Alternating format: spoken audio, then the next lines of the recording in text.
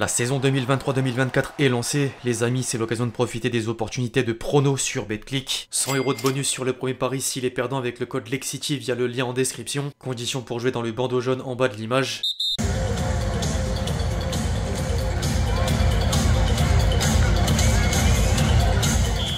L'équipe, j'espère que vous allez bien. Aujourd'hui, on se retrouve pour aborder les dernières informations sur le mercato.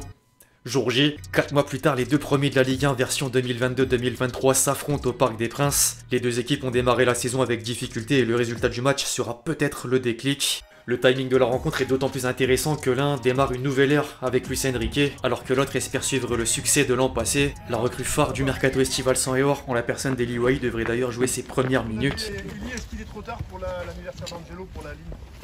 Non. Trop tard pour qu'on arrive. Oui. Allez, viens. Eli, viens. Ouais, c'est Angelo qui a... Tranquille les gars. Trop fort, on est... Aïe, aïe, aïe. Vous l'avez remarqué, j'ai hâte, je suis équipé et j'attends qu'une chose, c'est le coup d'envoi 21 h. Les amis, si vous avez le même degré de hype que moi, n'hésitez pas à mettre votre meilleur j'aime sur l'épisode. Le raccro de service est de sortie comme d'habitude. Plus sérieusement, merci vraiment à tous ceux qui le feront, vous êtes des boss. Au passage, j'invite tous ceux qui ne l'ont pas encore fait à me suivre sur Twitter ou X. Dans les 15 prochains jours, je vais sortir un concours pour vous faire gagner un maillot de votre choix. J'en reparlerai bien sûr, mais la première chose à faire, c'est de me suivre.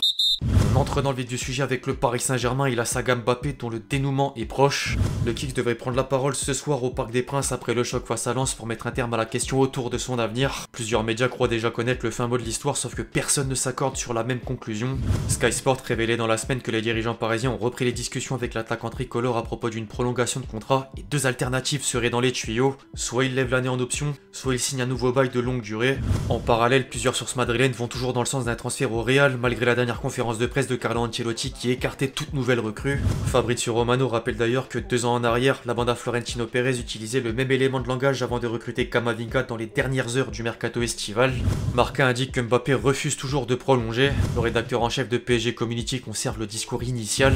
Et un média du nom de Madridistas del Mundo pousse le bouchon un peu plus loin avec un article pour expliquer que la Maison Blanche s'apprête à formuler une offre de 160 millions € plus 30 de bonus. À faire, à suivre. Dans l'attente de l'épilogue, le PSG a d'autres dossiers à concrétiser en plein sprint final du marché des transferts. Les négociations continuent avec Francfort au sujet de Kolo Muani et les deux parties sont optimistes pour parvenir à un accord. L'ancien Nantais patiente comme Barcola. L'international Esport a signalé à Laurent Blanc qu'il souhaite partir et l'OL n'exclut plus de le céder à la seule condition de récupérer un joueur en échange. La demande de la direction lyonnaise pose néanmoins problème. Aucun indésirable n'est disponible à l'image d'Ekitike qui s'est opposé à un transfert chez les Guns pour privilégier la Première Ligue. Le Parisien a d'ailleurs dédié un papier sur la situation des lofters du champion de France. Le quotidien régional rapporte que Wijnaldum et Draxler ont réclamé une résiliation de leur contrat sans obtenir gain de cause.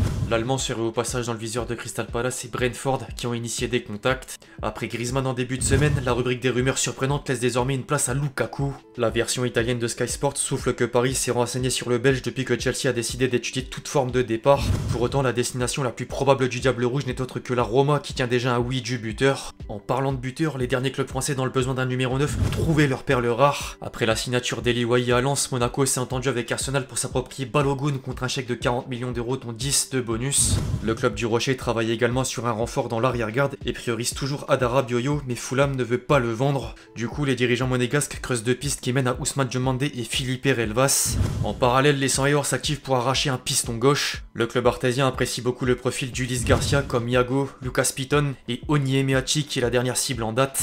Le Racing tente d'une autre part le coup Habib Diarra. Strasbourg viendrait de refuser une nouvelle offre de 15 millions € hors bonus et le joueur est considéré comme intransférable même s'il souhaite rejoindre Franck Hez. Du côté de Marseille, Longoria essaye toujours de peaufiner l'effectif. L'OM s'est attaché les services de Joaquim Correa en prêt avec quelques conditions qui peuvent le rendre obligatoire. L'Argentin permet d'ailleurs à l'Inter de rapatrier Alexis Sanchez. Le club olympien espère également finaliser la vente de Guendouzi pour près de 20 millions € et tente de mettre la main sur un défenseur central. La direction marseillaise pense à faire revenir Eric Bailly en même temps de négocier avec Lorient un échange entre Isaac Touré et Bamo Meïté. En parallèle, les Merlus accélèrent le mouvement pour signer un avant-centre. Le club breton a ciblé El Ouazzani et Le Douaron qui s'est illustré à 10 reprises sous les couleurs de Brest la saison dernière. Les dirigeants lorientais sont également à la quête d'un milieu relayeur et envisagent de relancer un certain Jeffrey Nadelaï. Chez les Guns, une sentinelle est toujours attendue à l'heure d'officialiser Ernest Nouama. Lyon ne lâche pas l'affaire avec Guido Rodriguez et a soumis une nouvelle offre de 12 millions € au Betis qui veut le prolonger. John Textor pourrait basculer sur un plan B en la personne de Madi Camara. Au rayon des départs, Toko Ekambi s'est engagé avec Laba Club compte près de 2 millions d'euros. Dans le reste des informations autour de la Ligue 1, Nantes a passé la seconde avec les signatures d'Hudson pour 5 millions d'euros et Ablin qui est prêté par Rennes. Les Canaries sont également en passe d'enregistrer le prêt de Comert en provenance de Valence. À l'étranger, désormais, Manchester City frappe fort dans la dernière ligne droite du mercato estival. Le club mancunien a scellé la prolongation de contrat de Bernardo Silva avant de poser près de 60 millions d'euros sur la table pour acter le transfert de Jérémy Doku. La récente blessure de De Bruyne oblige également les Citizens à trouver un remplaçant de taille. Après l'échec Paqueta, Guardiola aurait coché deux profils dont Eberechi Eze et Matheus Nunes qui étaient dans le viseur du Paris Saint-Germain il y a quelques semaines. En parallèle, le champion d'Europe a vendu la porte à Al Nassr pour un montant aux alentours de 30 millions d'euros. Quelques écuries européennes risquent encore de subir les conséquences du nouvel essor de l'Arabie Saoudite. Liverpool a d'ailleurs entamé une bataille pour conserver Salah.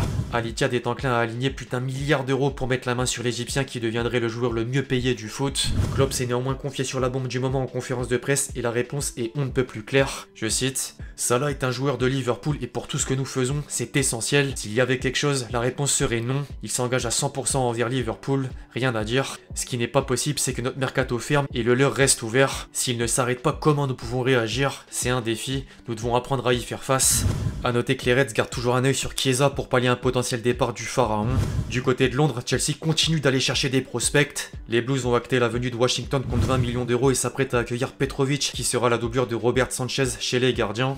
Le club londonien négocie également avec la Roma pour le prépayant de Lukaku. Les dirigeants romains fonçaient de base sur Zapata sauf que l'Atalanta bloque le Colombien suite à la blessure d'El Bilal Touré. Le club de la Louve s'est d'ailleurs déjà renforcé avec l'arrivée d'Azmoun qui est prêté avec une option d'achat de 12 millions d'euros.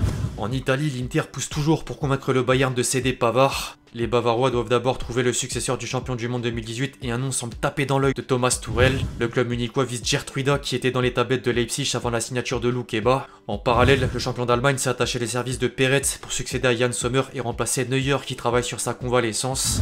Dans le reste des officiels, Nottingham Forest a fait d'une pierre deux coups ces derniers jours avec les arrivées en prêt de Gonzalo Montiel et André Santos. Le premier est prêté par Séville alors que le second a quitté Chelsea. En parlant de Séville, le club andalou a déboursé 10 millions d'euros pour signer Luque Bacchio. Leeds s'est permis de mettre 4 millions de plus pour recruter Joël Pirouet en provenance de Swansea. Aux Pays-Bas, le Feyenoord a bouclé la venue d'Ivan Uzek contre 8,5 millions d'euros. En Turquie, le Fenerbahçe récupère l'une des révélations de la Coupe du Monde 2022 en la personne de Livakovic. Au Portugal, Braga a enregistré la signature de Moutinho qui revient au pays à 36 ans. Enfin, en Arabie Saoudite, Al Ahly s'est attaché les services de Gabri Vega contre un chèque de 40 millions d'euros.